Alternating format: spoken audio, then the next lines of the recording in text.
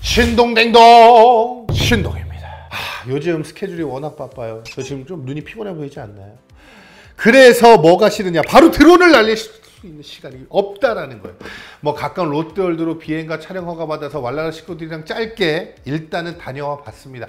다른 드론 촬영 경험도 많고 매빅 3 프로도 전부 써봤고 해서 이번에 매빅 4 프로 같이 써보고 사용해보고 그러고 있는데, 아무튼간 어떤지 의견을 한번 나눠보고 싶어서 이렇게 왔습니다.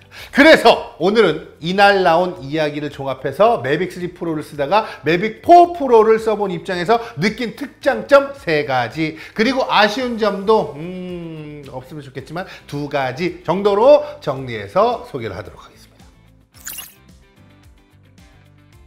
트리플 카메라 전체가 D로그를 지원합니다. 이 매빅 3 프로에서는 메인 카메라만 지원했죠. 예, 이제는 트리플 카메라 모두 완전한 D로그 촬영이 가능해졌습니다. 이 처음에는 망원 카메라에서 아예 로그 프로파일이 지원이 되지 않았고요. 제가 알기로는 아마 나중에 업데이트가 되면서 D로그 M이 적용됐었을 거예요. 그래서 기대와 달리 진짜 우리가 원하는 로그 프로파일과는 사실 좀 거리가 멀었죠. 하이라이트와 안부 복원이 되는 수준은 전혀 아니었고 그냥 색 보정 자유도가 약간 있는 정도라고 할 수 있는데, 이게 실제 활용도가 매우 떨어졌어요. 이제는 후반 워크플로우 간소화 측면에서도 좋지만 카메라 간의 연결도 좀 더 쉽고 자연스럽게 맞출 수 있게 됐다는 거죠. 그래서 더 적극적으로 트리플 카메라 시스템을 활용할 수 있게 되었습니다. 자, 여기에 추가로 각 카메라의 선명도와 노이즈 감소 수준을 설정할 수가 있게 됐어요. 전작은 이게 선명도 기본 설정이 좀 높은 편이었거든요. 특히 로그 촬영 시에 자연스러운 원본 이미지를 얻을 수가 있는 거죠. 이러다가 정말 날아다니는 시네마 카메라가 되려나 본데요. 70mm 렌즈는 기존과 센스 사이즈는 동일하지만 D로그 지원으로 더 자주 쓸 수 있게 됐고요.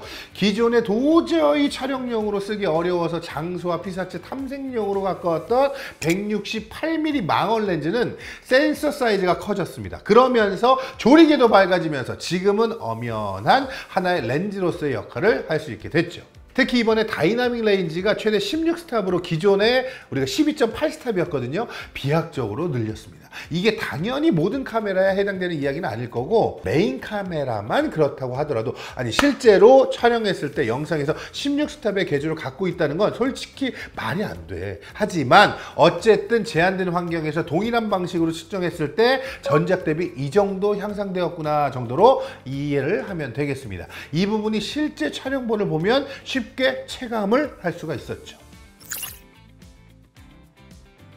DJI 센서 드론의 주행 안전성과 편의성은 뭐 말할 것도 없이 지금 뭐 시장 최고 수준이잖아요. 매빅 3 프로 대비해서 매빅 4 프로는 크게 체감될 정도로 좋아졌습니다. 일단 기본 중에 기본인 비행 안정성이 매우 뛰어나요.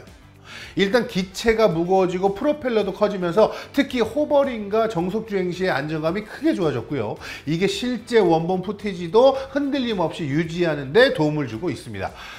이번에 뭐 멀리 다닐 시간이 없어서 롯데월드 촬영 허가를 받아서 테스트를 했어요. 여기가 석촌호수 덕분에 시야가 트여서 신호감도가 좋을 것 같지만 이게 워낙 전파 방해 요소가 많아서 이 짧은 거리에도 기존 O3 플러스로는 뚝뚝 끊기는 영상을 보면서 촬영을 했어야 됐어요. 하지만 확실히 O4 플러스가 되면서 감도도 좋아졌고요. 실시간 모니터링 영상 퀄리티도 굉장히 좋아졌습니다. 특히 RC 프로2 컨트롤러는 시원하고 밝고 뭐 그냥 펼치면 되는 그냥 최고의 컨트롤러인데, 게다가 세로 촬영을 위한 스크린 로테이팅 기능까지도 최고였던 것 같아요.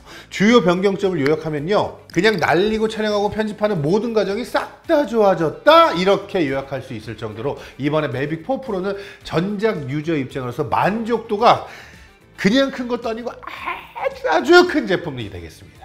근데 그래도 또 이 신동댕동에서 어쩔 수 없죠.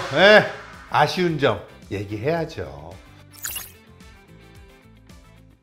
이번에 메인 카메라 화각이 24mm에서 28mm로 변경이 되었는데요.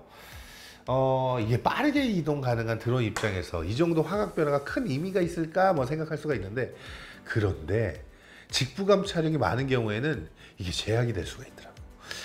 비행 고도 제한이 기본적으로 있기 때문에 우리가 직부감으로 담고 싶은 범위가 직접적으로 줄어들어서 이 앵글을 자주 쓰는 입장에서는 아쉬울 수 있을 것 같습니다. 자, 두 번째는요.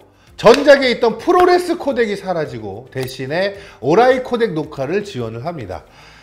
사실 비트레이트로만 따져보면 프로레스 LT 정도니까 원본 퀄리티가 아쉽다면 아쉽다고 생각할 수도 있고, 또 이 정도면 충분하겠다 싶은 뭐 딱 그 정도 수준이긴 한데, 제가 아쉬운 점은 원본 퀄리티를 떠나서 후반 작업할 때 맥에서 오라이 코덱 하드웨어 가속 지원에 문제가 좀 있어 보이는 것 같아요. 조만간 업데이트 되겠지만 애초에 인코딩이 필요 없는 프로레스 코덱이 이게 아무래도 그려질 수밖에 없어요. 뭐 일단 다른 말 필요 없습니다. 그냥 지금까지 써본 최고의 센서 드론이에요. 거기다가 촬영용으로는 뭐 이거 많은 게 없습니다. 이쯤 되니까 인스파이어의 가격, 뭐 크기, 무게를 감당하면서 매빅 4 프로에서 인스파이어로 업그레이드하는 게 과연 의미가 있을까 싶을 정도로 제가 정의하고 있는 매빅 시리즈의 선을 뛰어넘는 제품이었다는 거죠. 이게 이제 매빅 4 프로와 함께 앞으로 2년 동안 또 열심히 촬영을 한번 해보도록 하겠습니다. 지금까지 신동댕동 신동이었습니다.